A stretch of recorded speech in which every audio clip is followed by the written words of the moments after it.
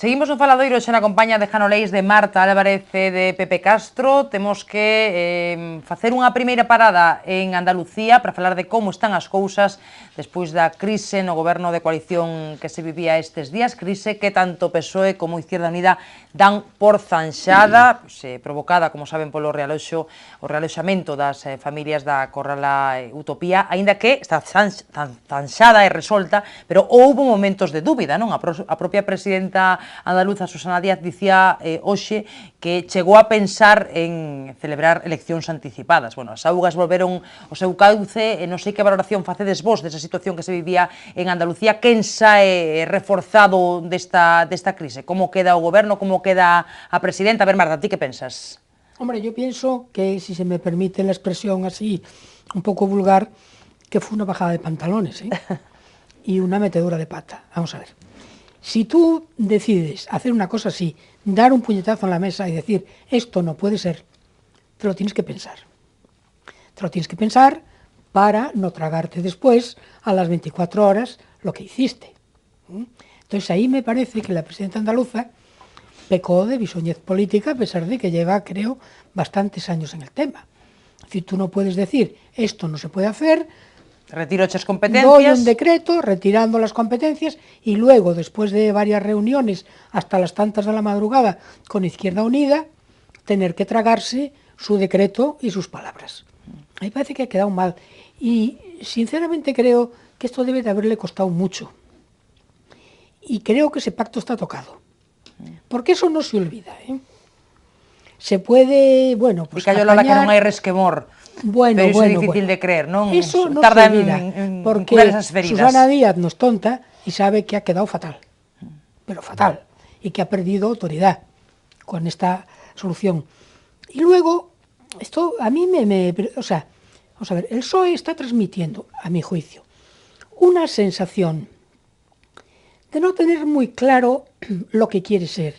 Es decir, el PSOE fue un partido, bueno, pues que tenía voluntad de ser mayoritario y de gobernar este país, como así sucedió durante muchísimos años. Ahora, en algunos sitios lo ves aliado con la izquierda radical, en otros sitios intentando acercarse al centro. Entonces, en Cataluña tiene sus problemas, en Andalucía va a tener sus problemas, en Navarra tiene sus problemas. Entonces, ¿a dónde quiere ir el PSOE? El PSOE, si deja de ser socialdemócrata, no vuelve a tener una mayoría absoluta en este país.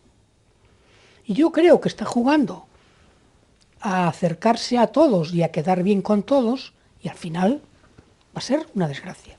Y a mí me parece que Rubalcaba, que es un señor inteligente, aunque esté ya muy desgastado por la erosión de tantos años, no sé qué baza está jugando. Porque decir sí, amén, a todas las excentricidades de todos os partidillos de izquierda es mala cosa. Que Rubalcaba en este tema de Andalucía pouco tiña que facer, porque ademais a señora Susana Díaz apareceu, irrumpeu neste país cunha vitola de gran lideresa, cando realmente veuse ahora mismo que hai unha auténtica inconsistencia, non? Unha señora que dá un paso para adiante en lugar de manter con firmeza o imperio da lei, que en definitiva era o imperio da lei, era o decreto aquel de quitarle a competencias, era si todos aplaudimos a primeira medida por saltarse a lei, non? Pero de pronto dá marcha atrás, nunha medida que ninguén entende. É un entreguismo que o gran vencedor foi Izquierda Unida. Eu coincido contigo, Marta, que a coalición está tocada, está profundamente tocada, non? Hai unha segunda lectura desta crise, que é que nos aledaños de Rubalcaba, hombre, estarán esbozando unha grandísima sonrisa precisamente polo gran tropezo desta muller que iba de abanderada, incluso había en certos determinados círculos dicían que si podía acceder á Secretaría Xeral do partido, non? E ao mesmo tempo doulle munición a Arias Cañete. Claro, hombre. Porque en plena campaña electoral con todas estas historias, ¿no? Es que además, no sé, o sea, incluso si convocara elecciones, realmente al PP lo cazaba... Con pie cambiado. Claro. Es decir, si en el último extremo tienes que convocar elecciones porque tú dices, no, yo mantengo mi postura y las convocas, De momento, el candidato del PP en Andalucía es poco conocido, acaba de llegar, etcétera, etcétera, tampoco sería un problema. Es decir, que yo no entiendo... Ahora, que eso está tocado, está tocado. Bueno, non sei, Jano, que pensa de todo que falamos de Andalucía tamén da situación do PSOE moi crítica, Marta Álvarez, que non entende o que pasa no Partido Socialista. Vamos a ver. E moitos socialistas tampouco entenden, claro. Non son tan catastrofista como vedes vos o problema, independentemente de que eu poida participar de algún tipo de inquedanzas. Non exactamente do que dixetes, pero algún tipo de inquedanzas. Primeiro, os gobernos, non hai cultura de gobernos de coalición neste país. E aquí tamén o puidemos comprobar aquí en Galicia, e eu creo que gran parte... Andalucía máis, Bueno, pero quer dicir, esa cultura de goberno, do que significa o goberno de coalición. Vamos a, poñamos o exemplo alemán, unha vez máis. Como se chega a un goberno de coalición? Primeiro, a través de un debate político intensísimo dentro das propias militancias dos partidos, donde se fixa un programa de goberno onde participan cantidade de expertos, e ao final hai un programa de goberno, e hai un único goberno con dous partidos políticos. Aquí, ás veces, as experiencias últimas é que os gobernos de coalición parece que son dous gobernos, tantos partidos como gobernos. Eu creo, por eso digo, non temos neste país unha cultura contrastada de gobernos de coalición. Os gobernos de coalición dentro da esquerda e os gobernos plurais, os gobernos de coalición plurais sempre son arriscados e sempre levan contradicións importantes. Hai que pensar que as diferencias políticas entre o proxecto político que pode representar Izquierda Unida e o que presenta o Partido Socialista hai diferencias sustanciais. Hai diferencias sustanciais. Pois é o problema, pero tú non te podes dejar arrastrar... Pero que haxe diferencias sustanciais, precisamente creo que a grandeza do pacto político é chegar a acordos cando hai diferencias sustanciais. Isto é a grandeza do pacto político e creo que isto, en termos democráticos, é unha grande lectura, unha grande mensaxe de elección democrática para a ciudadanía. Outra cousa ben distinta é que Esquerda Unida tamén é certo, e non pretendo culpabilizar a Esquerda Unida solamente ao mellor deste caso, pero creo que Esquerda Unida ten que resolver un conflicto interno que ten. Primeiro, clarificar cal é o seu proxecto político, porque unha vez máis, votamos man de panorama español, Esquerda Unida en cada unha das comunidades autónomas xoga papeles radicalmente distintos. E ás veces o mesmo que o PSOE, parece que ten unha contradición en ser partido do sistema ou partido antisistema. E isto é algo que terá que, en algún momento, se quere gobernar, terá que ser partido do sistema. Pero si tú eres e deixar esas tentacións antisistema fora. Si gobiernas con partido antisistema ou con partido pero hai unha cousa, eu de todo xeito non estou de acordo en que o resultado final desta crise en Andalucía sea tan negativa para o Partido Socialista. Para empezar, non hai unha volta atrás, unha marcha atrás, porque ao final hai un acordo. É dicir, Esquerda Unida mantén a súa tesitura dicindo, señores, aquí hai un problema de persoas que están en risco de exclusión e, polo tanto, se lle concede estas vivendas. O Partido Socialista di, hai que cumprir a legalidade. Ben, as dúas legalidades, as dúas son formas legais, porque o risco de exclusión social está contemplado. Sí, tamén está contemplado que había unha candidata por Izquierda Unida a la alcaldía de Sevilla. Pero ao final o acordo é... que había gente con trabajo, sueldo. Ao final o acordo é que se separa aqueles que está demostrado fehacientemente de que había risco de exclusión social e, polo tanto, se lles mantén a vivenda, e que é unha minoría, me parece que son 7 familias. 8, me parece que son. 7, 8, e o resto das familias, evidentemente, se quedan fora do acordo. Polo tanto, non hai unha marcha atrás. O imperio da lei e, polo tanto, a posición do Partido Socialista queda perfectamente salvagardada. Só faltaba que aceptase incumplir la lei. Partido que acepta incumplir la lei. Creo que toda a maniobra... E, ojo, esa maniobra ha dejado a Susana Díaz non é mi santo de devoción, pero creo que... Muy mal parada, te lo digo yo. Non teño esa percepción. Cara a la opinión pública, muy mal parada. Non teño esa percepción. Yo tengo muchos amigos en Andalucía. Non teño esa percepción. Eu creo que Izquierda Unida, aproveitando a cresta da ola, xogoulle un pulso moi fuerte a Susana Díaz, en lugar de falar con ela, nese plantexamento de goberno da coalición, de chegar a un acordo previo, e ganoulle o pulso tranquilamente, ademais sin despeinarse prácticamente, porque a alternativa a marcha atrás que dou Susana Díaz era convocar eleccións. Convocar eleccións. E non se atreveu a convocar eleccións por as razóns que foran. O sea, vos credes que en termos políticos é unha derrota do goberno de coalición? Eu non teño esa percepción. No, eu creo que... Unha derrota de Susana Díaz. Eu creo que non. Eu non teño esa percepción, pero vamos, non que cedió ante Izquierda Unida. Entonces, hombre, eu creo que ao final hai unha cesión das dúas partes, para volver á posición inicial do respecto á legalidade vixente e a legalidade vixente, volver a asignación de vivendas a persoas en risco de exclusión está contemplado na lei, situacións excepcionais e ao final se respeta e a outra non. As outras 15 familias teñen que volver, unos señores quedan fora do acordo. O que ocupan fincas porque les da la gana, o que entran en supermercados y no pagan y luego reparten los... Es decir, eso no lo puedes hacer. Estoy de acuerdo. Porque entonces pierdes... No es el caso, aquí no está Cañamero ni oye, Gordillo en la operación. Ya, pero los de Izquierda Unida... No está Cañamero ni Gordillo.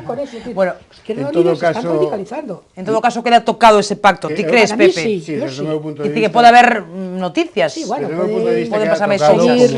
Como quedou tocado aquí o bipartito cando gobernaba con aquela historia de Quintana, de Antón Losada, os cartéis e con todas aquelas historias, non? E quedou tocado, desde o meu punto de vista, por falta de autoridade del Touriño, porque... Pero en este caso é o contrario, en este caso hai un exercicio de autoridade por parte... Sí, pero dou unha marcha atrás tremenda, non? Pero non unha marcha atrás, hai un acordo. Hai un acordo. Susana Díaz retira as competencias de vivenda mediante un decreto porque non se cumple o criterio da legalidade. Ao final o criterio da legalidade se cumple polas dúas partes porque os excluídos, os que están en risco de exclusión social, hai unha vía extraordinaria efectivamente contemplada na lei para conceder vivenda. E aí das 22 ou 23 familias hai unha parte moi pequena que efectivamente se demostra que está en risco de exclusión social. A esta se lle manteñen a vivenda. Y no tenías más que ver las caras a la salida de la reunión. Las caras de Izquierda Unida, exultantes, y las caras de Susana y sus ayudantes, están en Semana serios. Santa. Están en Semana Santa. Y eso tamén influe en Andalucía, Hablaremos Izquierda Unida mostrouse firme na súa posición e ao final, desde o meu punto de vista, que todo isto é opinable, pero creo que foi clarísimamente a gañadora deste pulso, que Susana Díaz ademais cedeu, porque sabe que sin Izquierda Unida non pode gobernar. Esa oferta do Partido Popular que esa ofreceu a convocatoria de eleccións anticipadas. Claro, tiña que, efectivamente. E di que había moita xente que lle decía, presidenta. Si yo fuera ella lo hubiera hecho, fíjate. Pero se hai acordo non hai por que pôr en risco e someter a hai por que poner en riesgo a un proceso electoral se hai acordo. Eu creo que se hai acordo, benvido señor acordo político. É que cando hai acordos políticos, é curioso, sempre votamos de menos, é dicir, falamos de déficit democrático neste país, de que non hai acordos, e cando hai acordos, parece que os acordos perden, ganan os dous e perden os dous, sempre. E aquí hai un acordo político. Jano é grande defensor dos acordos, que garanta a gobernabilidade. Tamén co PP moitas cousas, como tes... Pepe tamén, pero una cosa es acordar un partido y otro partido, cada uno poniendo sus cosas, sus proyectos encima de la mesa y acordar, y otra cosa, no, este caso es de una manera, vamos a llamarle salomónica, del Estado pero al final cumplimiento de la ley, le retiro a esa señora las competencias y al día siguiente me trago todo lo que dije y vuelvo a darle sus competencias en vivienda. Creo que no es así exactamente. Creo que exageras un poco. Te dejas llevar por la pasión. Vamos en Semana Santa. Te me dejas llevar por la pasión. Es cierto, ¿no?, que ella publicó un decreto quitándole... Es cierto. Argumentando que hay que cumplir la legalidad. Se cumple la legalidad en los dos casos. Se le suprimía riesgo de exclusión para unos y para aquellos que... La capacidad de adjudicar viviendas. A la concejala de vivienda. A la consellera. Y al día siguiente o día y medio siguiente retiró ese decreto y volvió a publicar otro decreto diciendo que podía volver a adjudicar viviendas la consellera. ¿Cómo no? Pero atiende, pero con una condición. Con una condición. Bueno, último. Se retira para aquellos que no cumplen los requisitos o en principio, objetivamente, no cumplen los requisitos. Y se mantén para aqueles que están en risco de exclusión, que eso está contemplado na lei, esa excepcionalidade, esa vía excepcional. A ver, que non vos ides poñer de acordo no diagnóstico da historia. Más de 1000 familias. Recordades o que decía aquela ínclita ministra de Fomento Magdalena Álvarez, non? Antes partía que doblá, non? Sí, bueno, eu creo que aquí Susana Díaz sí que doblou a Doblamos, cerviz bueno, ante respecto ao gobierno na compañía. o órdago que lle lanzou Esquerda. Non concorda, Jana, pero se vos parece... Aquella outra que decía que el dinero público non es de nadie, ¿te acuerdas? Sí, tamén. Es que tuvimos cada espécimen. Tivemos, sí, poderíamos facer para un libro, non? Frases gloriosas. Bueno, deixamos Andalucía, vamos a chegarnos a Cataluña un día máis. A noticia hoxe é que din os asesores de Artur Mas, o Consello Asesor para a Transición Nacional da Generalitat, que unha Cataluña independente non quedaría fora da Unión Europea. Esa é unha das noticias relacionadas hoxe ca proposta soberanista que fai o goberno catalán. Tamén se coñecía que o líder do PSOE, Rubalcaba, levará ao Congreso a reforma da Constitución, unha proposta de reforma despois das europeas de maio. Bueno, temos o tema en stand-by, pero hai que darlle unha solución, non? Porque esa consulta sigue con data e en algún sentido haberá que actuar. A ver, en que sentido, Pepe?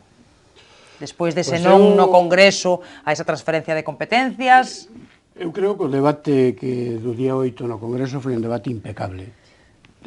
Tanto Rajoy como... Ese día gustouse Rubalcaba, non? Sí, tanto Rajoy como Rubalcaba. Non, a min Rubalcaba como parlamentario gústame sempre, non?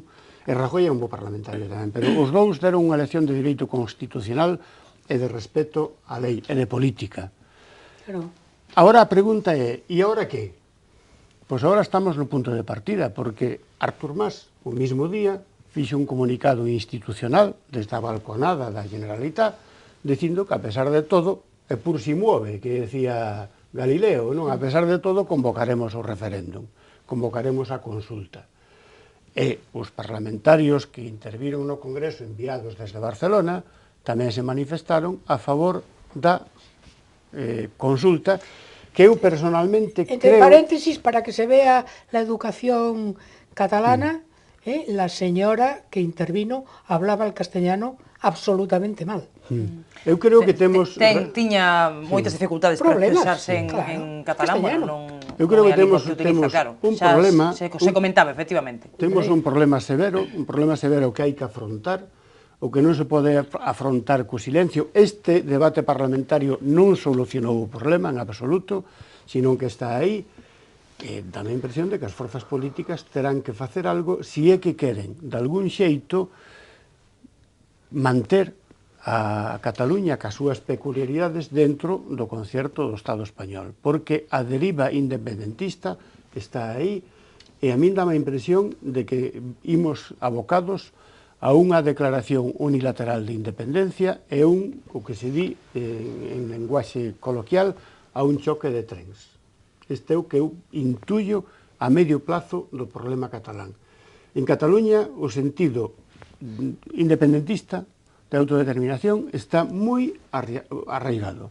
E a isto hai que facerlle frente pois cunha reforma da Constitución. A seguinte pregunta é: bastará unha reforma da Constitución para que Cataluña se quede? Eso xa non o sei. Xa non me atrevo a decir tanto. Jano e Marta, vos que... Vamos a ver, a mí me consta que hai conversaciones, en fin, que parece ser que se le ha propuesto a Cataluña que crear una hacienda catalana, parece ser que incluso hablaron pues de quedarse con el IRPF. Pero estamos falando de cartos, entón, ao final. Ah, claro, entonces, ¿qué piensas? Y pues recibir los impuestos del alcohol y del tabaco, es decir, hay una serie de propuestas económicas para que este señor pues decida no convocar, anular el referéndum. No sé en qué terminarán esas conversaciones. Sé también que algunos empresarios extranjeros en Cataluña están convenciendo, y creo que ya tienen convencido a una excomisaria europea y un ex embajador para que se pronuncien, digamos, públicamente en Europa también, en contra de que Cataluña sea independiente. Parece que han dicho que sí, que lo van a hacer y que están intentando, bueno, pues que lo haga más gente. Es decir, que yo creo que se está trabajando en la sombra, porque tampoco se trata de alardear en los periódicos todos los días lo que puedes ofrecer, lo que puedes negociar y tal, porque a una solución hay que llegar. Entonces tú dices, bueno, pues elaborar una Constitución, bien, pero en eso tenemos que estar todos de acuerdo y una vez todos de acuerdo, oye, que esta Constitución lleva muchos años, que nos ha servido y nos ha servido muy bien, que hay que retocarla, que hay que modificarla, bueno, pues a mí me parece muy bien, siempre y cuando todos los españoles participemos de ese tema. Es lo que le dijeron tanto Rubalcaba como Rajoy. Es decir, mire ustedes, que nosotros no podemos. Es decir, nosotros tenemos una ley de leyes que es nuestra Constitución y lo que no podemos es ir en contra de esa Constitución. Como le dijo Mariano, ¿no? Es decir, mire ustedes que aunque tome 100 cafés o 300 cafés con el señor Mas, yo no puedo hacer algo que no puedo hacer. Entonces, un presidente del gobierno no puede ir en contra de la Constitución de su país. Marta cree que estamos a falar de cartos, pero eu creo que tamén hai unha cuestión de sentimentos tamén, ¿no? Sí, pero bueno, también de sentimientos. Date cuenta que los niños catalanes, como en su tiempo también los vascos, están siendo adoctrinados, y lo digo así, adoctrinados, porque yo tengo familia en Cataluña desde muy pequeñitos. E hai que mirar los libros de historia. Non enrugou o ceño, eso de adoctrinados non lle gustou. Hai que mirar los libros de historia que estudian en Cataluña, y hay que ver los cuadernos de los niños, que yo los he leído. Entonces, claro, si tú, desde los 7 años, 8 años, te están diciendo, poco menos, no digo que sean palabras exactas, ¿no? Pero que los españoles te roban, la frase clásica, pero además que España es tu enemiga, que Cataluña sería mucho más rica, que los catalanes serían más felices siendo independientes, etcétera, etcétera. Si todo eso te lo están diciendo desde muy niño, yo entiendo perfectamente que cuando llegues a los 30 años, oye, pues digas tú, oye, a la calle todos a clamar por la independencia. É normal. Que temos pouco tempo. Jano, que quero ver que dis despois disto que apunta Marta. Sabes, como boa catedrática de historia que es, que a historia sempre é manipulada polos estados, é certo, sí. É certo. Pero hai que se inventa leyendas, No, pero aquí tamén hemos manipulado a historia e hemos sacado a don Rodrigo Díaz Vivar e a Santa Teresa de Jesús. Sí, pero eso non tiene nada que ver. Ben. Bueno, a primeira cuestión é que me parece que o Consello, este chamado Consello de Transición, a verdade que ten un nome así rimbombante. Consello Asesor para a Transición Nacional. Transición, casi parece así un nome chavista, non? Sí, o nome bonito non é, a verdade. Un nome chavista, non? Pero me parece que o que veu a concluir é que é viable a soberanía de Cataluña dentro de Europa. E logo fala de 3 ou 4 escenarios dentro de Europa. E logo fala de 3 ou 4 escenarios posibles dentro de Europa, fora de Europa, máis tarde, máis cedo, e non sei cal é as conclusións que saca ao respecto. En todo caso, Marta, eu creo que chegamos a onde chegamos porque fai escasamente uns anos non había independentistas en Cataluña, malia toda esa política educativa de que me estás a falar, e agora maioritariamente a sociedade catalana é independentista. Bueno, porque creo que houbo non un erro, eu creo que houbo unha manobra, dende o meu punto de vista indecente por parte do Partido Popular de utilizar o tema catalán para gañar unhas eleccións como outro tipo de temas neste país. Que la culpa del independentismo catalán la tiene el PP. Hombre, aquí había un estatuto de autonomía aprobado polas Cortes catalanas e aprobado polo Parlamento español, e o Partido Popular presenta un recurso de inconstitucionalidade. Aí é onde está o problema, Marta. E agora o que non pode ser é que agora... E agora estamos, polo que me está dicindo, casi volvendo atrás o Partido Popular. Non faredes a vez, moi breve, Marta, moi breve. España diga, hacer lo que queráis, que yo lo voy a aprobar. Eso es lo que nunca se puede haber lo que se abrió Cataluña. Quizá esa frase non foi afortunada. Hombre, por favor, quizá, no. Pero sí é cierto que había un estatuto aprobado en Cataluña e un estatuto aprobado. Y es el Partido Popular el que levanta las iras del pueblo catalán con sus recursos de inconstitucionalidad. Bueno, y ahora resulta que al final vamos a volver a la posición inicial. Entonces, esto mismo, mira, Marta, yo a ver, que tenemos que pechar. De verdad que no Marta, lo digo. Deixe Jano y quiero que Pepe diga también algo para pechar, porque tenemos que despedir. Ni en plan maniqueo. Yo creo que el Partido Popular ha jugado con el tema catalán para destrozar al Partido Socialista y llegar al poder. Y ahora lo estamos pagando seriamente. E tamén teño claro unha cuestión. Isto agora só ten unha posibilidade de arranxo. E é a través do diálogo, non a través do tancredismo. E creo que o Partido Popular está xogando con lume, porque antes decía, Xosé, choque de trens. Pero mellor é un eufemismo, quero pensar que é un eufemismo de que se entende por choque de trens. Vamos a ver, es que yo no que se entende por choque de trens. Somente a través do diálogo, e posiblemente o diálogo pase evidentemente pola reforma da Constitución, pero unha reforma da Constitución onde teña en conta non só o problema catalán, non paredes saber que se nos entera, que teño que despedir un replanteamento da arquitectura territorial do Estado. Sí, a arquitectura territorial do Estado. E o mellor tamén, no seu momento, se eso se consolida, ao mellor non hai por que descartar a consulta con posterioridade e nun contexto diferente. Pero creo que ou se vai por aí, ou vamos camino do choque de trens, e no choque de trens perde España e perde Cataluña, perdemos todos. Que teño que pechar, Pepe. Con respecto ao que decías do estatuto e da posición do PP, eu creo que a posición do PP non foi elegante con Cataluña, pero non tanto recorrendo o estatuto, senón agora co tancredismo de Mariano Rajoy, que parece que como se non houbera problema en Cataluña. En Cataluña hai un problema, e hai un problema severo. E hai un problema que hai que buscarlle unha solución se queremos que Cataluña encaixe en España. Eu non sei cal é. Probablemente o diálogo sexa moi difícil, porque é moi difícil dialogar con unha persona que ven con posturas predeterminadas e, sobre todo, o marxen da legislación vixente, que é a que hai que cambiar. Cataluña non é máis só. Hai moita xente en Cataluña disposta a dialogar. Hai moita xente disposta a dialogar. Non, en Cataluña hai máis sensibilidades que a de dos máis. Eu realmente, chegados a este punto, penso brevísimamente, penso que estamos no que decía don José Ortega fai 81 anos. O problema de Cataluña non tiene solución. A única solución é conllevarse. Pero chegamos a tal punto que xa é moi difícil conllevarse, aguantarse uns aos outros, porque hai moitas sensibilidades feridas, tanto en Cataluña como no resto de España. E hai que conllevarse. Bueno, pois aquí conlevámonos bastante ben, deixámolo. Marta queda resoplando, pero non hai tempo, Marta. Agora quedades aclarando cousas que non compartes. Bueno, grazas aos tres, a Marta, Jano e a Pepe, un placer tervos por aquí. Grazas a todos por seguirnos. Mañá máis, a hora de sempre analizamos, como facemos todos os días, a actualidade que deixa a xornada. Viacua, o coidado da auga. En Viacua temos claro o noso compromiso cos clientes e aspiramos a ser cada día máis próximos. Queremos seguir sendo fieis. A nosa responsabilidade é coidarte.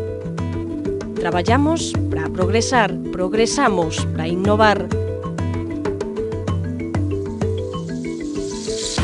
En Viacua innovamos cada día para darche o mellor servizo.